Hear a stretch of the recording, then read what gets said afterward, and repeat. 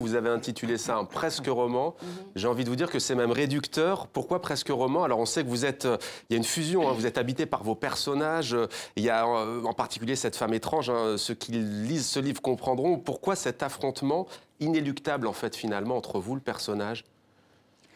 Oui, parce que pour moi, l'écriture n'est pas une expérience confortable, ne doit pas être une expérience confortable. C'est toujours une confrontation, c'est toujours une souffrance physique et morale que d'écrire. Parce que moi, je n'aime pas la facilité dans l'écriture, je n'aime pas ça. Parce que je considère que c'est un engagement assez épidermique quoi, pour l'écrivain.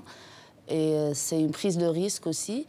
Donc, mes personnages, en fait, sont tous fictifs. Donc, ce n'est pas inspiré de la réalité. D'ailleurs, vous avez remarqué qu'il n'y a aucune indication géographique ou même les prénoms n'existent pas et tout.